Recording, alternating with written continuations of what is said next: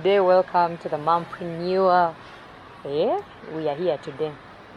And as usual, we like having you here. I am Annette. Gloria. Your usual duo. But we're going to bring, Gloria, I think we're going to bring some more people. Yeah, we need to bring people because these topics are very interesting. And last time we were talking about self-love. We're talking about self-love and realize the aspects that we are bringing in.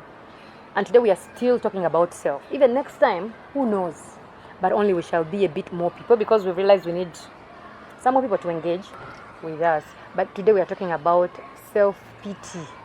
Self-pity. Like you sympathize with yourself. You feel yourself like you're always the one who is in trouble. You're always the one who is how. Like self-pity. But I don't even like people who will self-pity themselves. Thank God I'm not God who judges. What do you think about that thing? Self-pity, I think it is a lie. It is a lie. The devil deceives you that you're the only one going through what you're going through. Yet everyone else has been through that thing. Maybe some have not, but majority have been through that thing. So you're not alone. Yeah. So you shouldn't be looking at yourself as a victim, but as a victor. So self-pity makes people look at challenges. Instead of looking at challenges as like problems, they've gotten problems. This is a barrier to what I need to do. Yet most of the time, these challenges are like opportunities. It is like a hurdle. If you are of MC? No, not that kind of hurdle. If you are Chepte guy or keep rope and those people, yes, they understand. Those hurdles when you're running. The hurdle race. Yes, hurdle race. When you get to them, you need to stretch and jump. To get to the other side. So some people look at some hurdles in their lives as a problem. Yet some of these hurdles help you to get stronger and faster and more knowledgeable about certain things.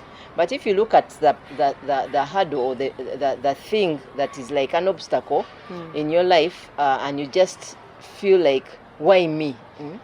Why me? I was going to get this job, but this happened. Why me?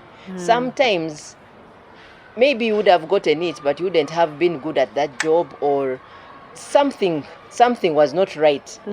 And by the way, God sees certain things. Most times if he doesn't give you what you want, he has something better for you. So you shouldn't sulk and feel sorry. It reminds me of Jonah in the Bible.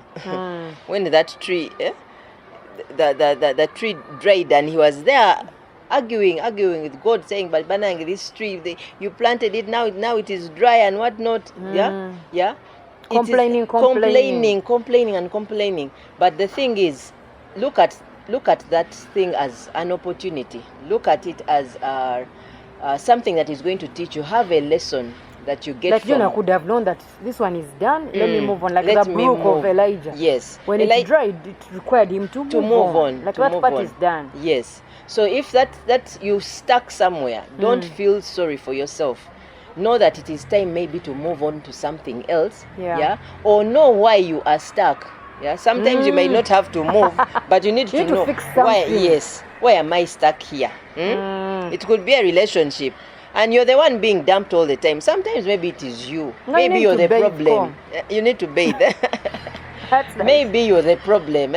So if you're the constant in the relationship, then that means maybe you're the issue. So you shouldn't have this kind of self-pity. Maybe you have to work on yourself. Maybe you have to drink nicely. You've talked of a relationship. So like I have this tendency of me I am always the one giving myself all. Me I'm done always being give myself genuine. away. I give myself away. Like I'm always being genuine. I so much then you end up you're the one who is the always for in all the relationships you are the investor. Like you're the one you find yourself that you always have to be the one, all of them from since when you started relationship. You are always the one who is giving. Don't you think it is your issue? You need to fix something. So when they dump you, maybe you have to check your heart. Yeah, Our I have pastor says, somebody check your heart. Yeah. So self-pity is something that is very bad. It will make you be stuck and you want to go on. Other people will solve their issue and know that, hey, this didn't work out for me, let me do this, and they will move on, and you'll be stuck because my mom used to tell us that thing, like when you just feel like, I don't feel like that, you can do it. Sometimes it could be a mathematical like calculation, and you're like, this thing has refused me, I'm stopping here, I'm not going to do it. Like you continue doing it, and when you push further, you'll find yourself doing it. So have you met some people who are full of self-pity? Full of self-pity. They like how can I say it, they present the problems before before the issue. The issue. No, the issue is usually the problem. Yeah, the issue is the problem. Yeah, so they present it before, and you're like, why don't you look at this as an opportunity? Why don't you look at it as an opportunity? Yeah, tewesa sira. Yeah, tewesa sira. Yeah.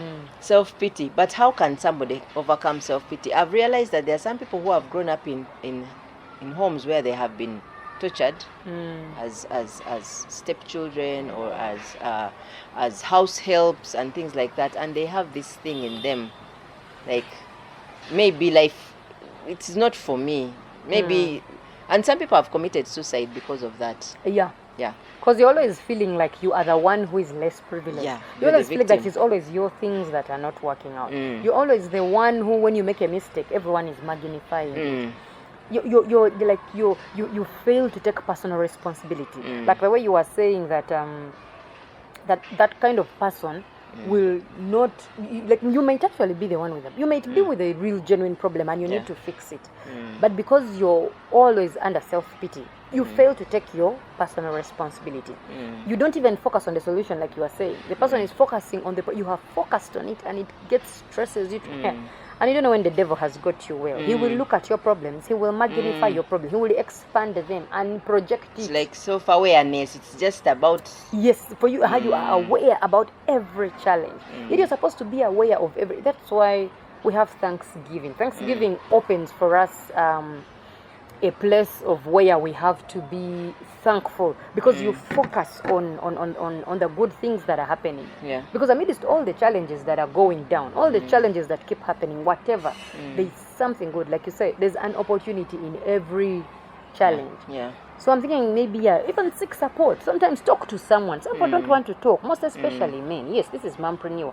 But you see, men, when you are not talking to people, you are stressing us, most especially when we are married. You will say, they keep quiet. They keep quiet. They wrote it where in the Bible? So you shouldn't die with it. Talk to your men. Talk to men and other men. Talk to some men. Talk to your wife if you have them. You get, like, you may come up with something. A problem's shared is half solved. Yes, so talk to someone. And then also that thing of being grateful, like in the day I might have knocked someone to death, but I was able to reach a certain place. Let me be thankful for that part. Yes. Actually, as women, sometimes women want to think that there are certain jobs that women can't do. There are certain businesses that women can't do. Like it comes from that, like you're like saying that this one I can't manage as a woman. But as I've seen women do certain things, and you're like, is this a woman or we need to check? But a woman can do anything. A woman can do anything. So you don't have to have that self-pity. These women, right? I saw tractors, these things of road construction sites. Wow, women are doing those things. I've seen those who are caterpillars. In taxis and doing all those things. So you don't have to be a woman who can do anything. Can do anything. I love looking at women who are engineers and what they are into the space where men, where we think it's a men's world. It's a men's world, but you see the woman is there and thriving. So just if you've been out there and you're thinking that things have not worked well for you, maybe COVID came and the business is no longer there. again I would say wekunganye. Gather yourself. Gather yourself. For you. Yes, gather yourself. Our American your audience, thoughts, it's gather yourself. Your thoughts, your everything, because God has deposited something in each one of us. Yeah. So there's no reason for self-pity. There's no reason for self-pity. Yeah. Get up and get going. Get up and get going. Yeah. And if there are certain places where you find that you have challenges, approach somebody, talk to somebody, like Annette was saying. It is important to talk to people. Yeah, talk to somebody. Yeah, American audience. Yeah, don't die alone in your own movie. Yeah, talk to somebody. By the way, it is very important. On Sunday we learned that it is good to be open. Sometimes it is good to be open to somebody, that you let them know that this is what I am going through. Yeah. Sometimes this person may have the advice, or may just even pray hearing for you, or even just listening to you. You feel like it has come out. You're over. What do they call it? Is light. You're offloading. You don't bear the burden. You're not Jesus. Yes, but Jesus said, bear one another's burdens. Bear one another's burden, or you take my burden. Cast your cares to Him. Yeah. So don't feel like the world is against you. No, it is not. No one is against you. By the way, one time I was thinking that when we wake up, everyone wakes up to be going to their own things. You may be seated there and you think everything is about you, but everyone is going about their own business. Those who are in Chikubo, they are busy doing their things. Those who are in golf course, they are busy, playing golf in the morning, very early. And for you, you're there, you're feeling sorry for yourself. It is me who stays in this one-roomed house. Woe is me. Woe is me. Woe unto me. Woe is me. But no, get up and get going. Don't feel sorry for yourself. If you've fallen, the Bible says the righteous fall 7 times, but they get up. You get up. Yeah. Go to church. There are people there. Yeah, go to church. Go for counseling. Go for counseling. And actually, advice. in church that day, you just go there. You may just see a teaching which works for you. And now, if you're not going to church, you're not talking to anyone. People are falling into depression. We used to hear those things. They will cane your body when they cut you. You've hanged yourself. They will cane the body. They will cane the body. Those days we used to hear that abroad people have depression and things like that. Now we are hearing them here, even in schools. A kid saying, I am depressed. How can a kid be depression depressed? Is very big. It's a very big thing. It's a very big thing, and it's very, very bad. So don't feel sorry for yourself. Look for help. Get up.